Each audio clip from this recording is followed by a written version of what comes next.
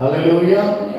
மூன்றாவது மல்கியா 3:10 வானத்தின் மூன்றாவது ஒரு ஆசீர்வாதம், வானத்தின் பலகனே. மல்கியா 3:10. என் ஆலயத்தில் ஆகாரம் உண்டாயிருக்கும்படி தசம பாகங்களை எல்லாம் பண்டை சாலையில் கொண்டு வாருங்கள். அப்பொழுது நான் வானத்தின் பலகனியை திறந்து, வானத்தின் பலகனி. கர்த்தருடைய பிள்ளைகளுக்கு நமக்கு எந்த ட்ரஸ்டரி அடைக்கப்பட்டாலும், எந்த வழிகள் அடைக்கப்பட்டாலும், நான் எனக்கும் உங்களுக்கும் ஒரு பலகனி ஒன்று. என்ன தெரியுமா? அது எப்படிப்பட்ட பலகனி? வானத்தின் பலகனி.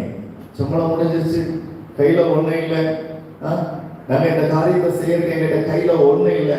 உங்க கையில ஒண்ணு இல்லாட்டாலும் நமக்கு ஒரு பலகனிகள் உண்டு. என்னது?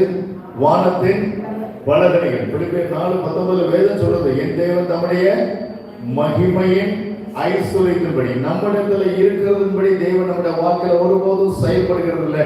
தேவன் தம்முடைய ஐஸ்வர்யத்தின்படி நம்முடைய வாழ்க்கையில செயல்படுகிறார்.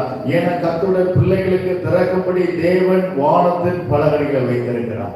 ஹல்லேலூயா. என்னிடத்துல ஒண்ணு இல்லாம இருக்கலாம், ஆனா எனக்கு என்ன உண்டு? வானத்தின் பலகணிகள் மேல நம்பிக்கை இருக்கணும். ஹல்லேலூயா. கையில ஒண்ணு இல்லை, ஆனா அப்படி ஒண்ணும் செய்ய போறது இல்லை.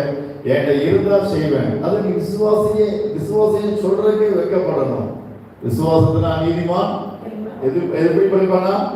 உன் சம்பளத்துல இல்ல, உன் கையில என்ன இருக்கு, அது உலக மனுஷன் உனக்கு வித்தியாசமே எல்லாமே போயிடுமே. பரிசுத்த வேதம் சொல்லுது, விசுவாசத்தினால நீதிமான் பிழைப்பான். ஹல்லேலூயா. நானும் நீங்களே யாரு? நீதிமான். ஹல்லேலூயா. நம்ம எப்படி பிழைப்போம்? விசுவாசத்தினால பிழைப்போம். சம்பளம், நம்ம கையில் இருக்கக்கூடிய வருமானங்கள், நம்ம கையில் இருக்கக்கூடிய தொகைகள், உங்களுக்கு பேங்க் டெபாசிட் இதெல்லாம் இருக்கலாம், தவறு கிடையாது. ஆனா இது எல்லாம் இல்லாமல் போகக்கூடிய ஒரு சூழ்நிலையிலும் செயல்பட முடியாதபடி நீங்க முடங்கிவிடக் கூடாது. ஏன்னா நானும் நீங்கள் எப்படிப்பட்டவர்கள்? தேவன் நமக்கு சில காரியத்தை கொடுத்து நம்மளை நடத்துவார், சில காரியத்தை நம்ம இடத்துல எடுத்து முழு விசுவாச பாதையில நடத்துவார். எதுக்காக? நாம் அந்த விசுவாச பாதையை கற்றுக்கொள்ள வேண்டும் என்று. ஹல்லேலூயா. நம்மளோட கையில இருக்கிற மாதிரியே எல்லாம் நடத்தினா அது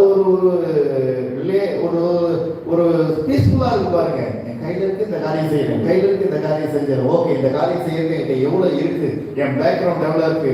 அதுல உலக மனுஷன் அப்படிதான் வாழ்வோம் பாருங்க. ஆனா கர்த்தருடைய வாழ்க்கையில நம்முடைய கையில ஒண்ணு இல்லாட்டி, நம்முடைய பேங்க் பேலன்ஸ்ல ஒண்ணு இல்லாட்டி, செயல்படுத்திருக்கிற நம்மகிட்ட ஒரு காரியம் இல்லாவிட்டாலும் கர்த்தர் ஒரு காரியத்தை செய்ய சொன்னா அந்த காரியத்தை நம்ம தைரியமாய் விசுவாசத்தோட தொடங்கி விடுவது நல்லது. ஏன்னா நமக்கு சொன்ன தேவன் இடத்துல என்ன உண்டு? வானத்தின் பலகணிகள் உண்டு. ஹல்லேலூயா. விசுவாசிச்சு சில காரியத்தை காலடி எடுத்து வைத்து பாரு, அந்தந்த சூழ்நிலைக்கு ஏற்றபடி நமக்கு வேண்டியது எல்லாம் அந்த வானத்தின் பலகணிகள் நமக்கு என்ன செய்யும்? கொடுக்கும். ஹல்லேலூயா. அந்த கர்த்தருடைய பிள்ளைகளுக்கு நமக்கு என்ன உண்டு? வானத்தின் பலகணி. உபாகமத்தின் புத்தகத்துல 28:12, உபாகமம் 28:12 அந்த வானத்தின் பலகணி வேதம் என்ன சொல்லுது?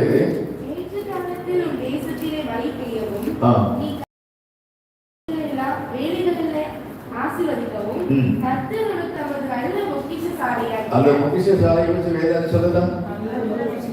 நல்ல பொக்கிஷசாலை. ஹல்லேலூயா. சொல்லாமா? எனக்கு என்ன இருக்கு?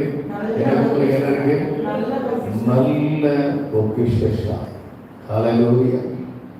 ஏற்ற வேளையில என் வாழ்க்கையில ஒரு நன்மை நடக்கும்படியாக தேவன் எனக்கு நல்ல பொக்கிஷசாலையை வைத்திருக்கிறார்.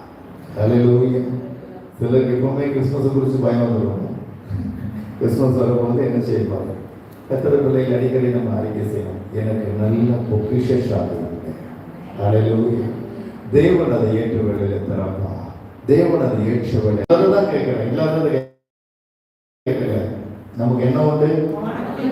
எனக்கு வானத்தின் பலகணி உண்டு. விசுவாச அறிக்கை செய்ய விசுவாசித்தவரே நீங்க பாக்கியவான்கள். நீங்கள் அறிக்கை செய்தவர்கள் வாழ்க்கையில நிறைவேறும். ஹல்லேலூயா. நமக்கு வானத்தின் ஆமென். மூன்றாவது யாத்ரா